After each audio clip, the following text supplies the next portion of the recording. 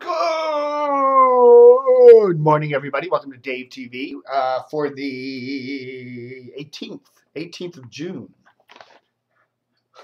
One of my camo pants got some. It's hot out there. I went mushroom hunting yesterday with a friend of mine. We went out in the woods, way back in the dirt trails here in the Reston area, hunting for fungophiles, and he kept saying he'd pick something and go, well, this was edible. And then if I hold it right at me, you go, I ain't eating nothing. I'm not eating no funguses. Yeah. Well, this one is not toxic, but it will make you sick if you eat it. And it's like, I'm not eating it. I don't care. Then I go to his place and he cooks up this, I don't know what, it's some kind of shelf mushroom with its orange and stuff, and it's cooked in butter and sauteed, and it really looks rather good. And have some. And I'm like, where'd you get this? And he goes, oh, I picked it back in the woods back there. And I'm going, I said, if you got it at the Safeway or Whole Foods, I probably would have a couple nibbles, but I don't know, man. What if you're wrong? What if you pick the wrong kind and it's, I don't know. Anyhow, welcome to Dave TV for the 18th. Okay, so I get my Comcast bill yesterday, and on the back is this: important service message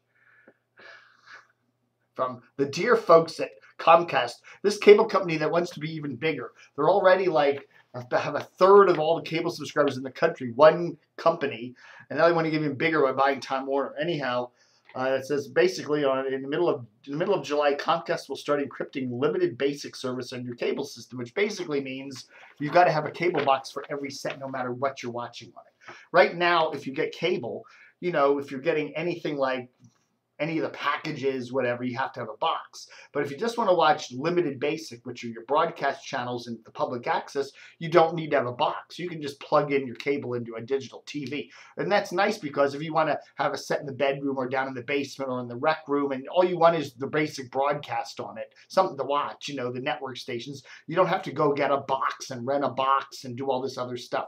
All you do is just plug it in. Now you need to have at least one outlet where you have a box. You need to be paying for cable to get that. You can't just, because they will come out to your house and turn off the wire. But anyhow, so basically that's what they're doing. And I don't know.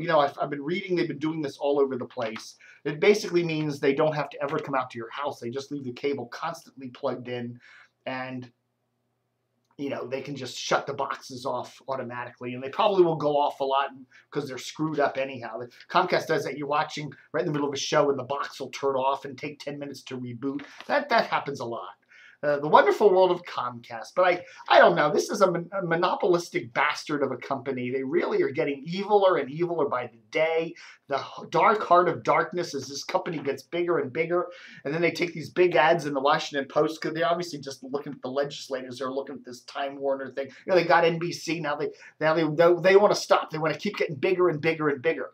An interesting article in the paper the other day about how, when you look at TV providers in the United States, there's only three or four that run everything, in terms of serving households, and 80% or 65% of all the, companies, all the subscribers in the country it's just a couple firms, and how these firms collude with each other on prices so that you can't get, you can get a little promotional package bouncing back and forth to Verizon or something. But, basically, once those promotional packages, then the rates are all pretty much the same. They're high. And how people in America pay these extraordinarily high rates for broadband internet compared to places like Korea and Europe. To get a decent internet package in America where, something that's not too slow so you can watch Netflix on, it's going to cost you $60, $70 a month. You can go over to Europe and the same thing is $20. It's just because, you know why that is? Because they can. And then if you go to the neighboring cable company or the other guy that's servicing your area, they'll charge you the same rate. It's really screwed up.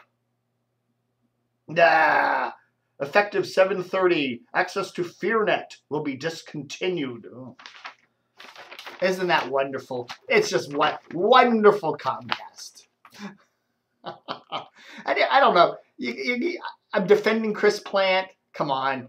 Chris Plant does this thing where he moderates the Heritage Foundation panel, and you have, what's wrong with the Washington Post? They really becoming dipshits over there. They truly are a sad paper. Dana Milbank does a big piece on how he calls an ugly Chris Plank ugly when he talked to a Islamic woman or whatever, and verbally attacked her. And then when you watch the video, it's like, it's just Chris Plank. He's kind of it really wasn't that much, and the woman didn't seem to be terribly upset about it. It was just kind of a give and take, and I don't know. You read the Washington Post, there's something wrong with that paper. It's sinking. There's a guy I know. I meet him at Starbucks, and he was going to actually start a Washington Post parody site. Yeah, that'd be a cool. He was looking for some humor site to do in Washington, and he said, "Well, let's do a parody of the Washington Post." And I kind of thought about it in my brilliance, and I said, Joey. I said, Joey, the Washington Post is such a wreck of a newspaper. Is anybody going to find it funny? If the Washington Post was a strong, powerful paper and you did humor at them, that would be funny. But here's a limping old gas bag of a paper that's kind of like an old lady with emphysema, and they're on their last legs, and they look like they're on their last legs, and you make fun of that. People are going to say that's bad taste. And I said to him, yeah, don't do a Post parody piece or site or whatever. It's just, it's going to, the Post is down. You don't want to beat something when they're down. The paper looks terrible. It's bland. It's boring. It is boring. I think the big word is boring. It's just, it looks like an uninspired, boring paper. And, it's like, so what if you read the style section and fall asleep? I don't know, man. It's sad. It's sad. Good ratings for the World Cup here in Washington, apparently. Well, there's a lot of people. There's a lot of folks in the Washington market that are from like Central America and stuff like that. And I guess they like soccer a lot. And there's a lot of kids in the Washington area that play soccer too. It's a big sport. So I guess combine the two and you get big ratings for the World Cup. In fact, Washington market is the highest number in the country, in the English language universe anyway, for the World Cup. So that's kind of interesting. It looks like Politico is going to stay in Washington. This whole thing of Channel 7 and News Channel 8 getting sold to Sinclair, which may or still may not happen. It was announced a year ago, and it still hasn't been approved by the FCC. There's speculation that Politico would be moving from Roslyn, where Channel 7 and 8 are located, over to D.C., but that apparently looks like it's not going to happen, and the company will stay at 1100 Wilson Boulevard, but just move to different offices on a different floor. So big whoop with that. I have a funny feeling. Who knows? Channel 7 ain't going anywhere.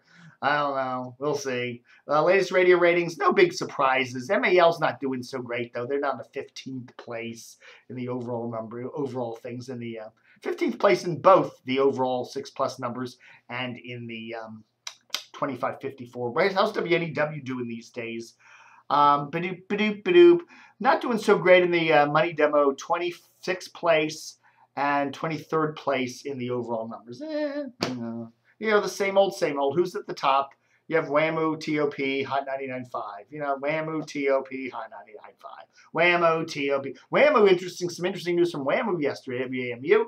They're going to soon be heard down in Fredericksburg. Bought a station down there, WWED, which was a little classical station that was kind of floundering. So they will, what is that? 89.5 from a company called Educational Media Corporation for $375,000, and my sources say that that's going to be used as a full-service simulcast for WAMU, so you'll be able to hear that signal better down there.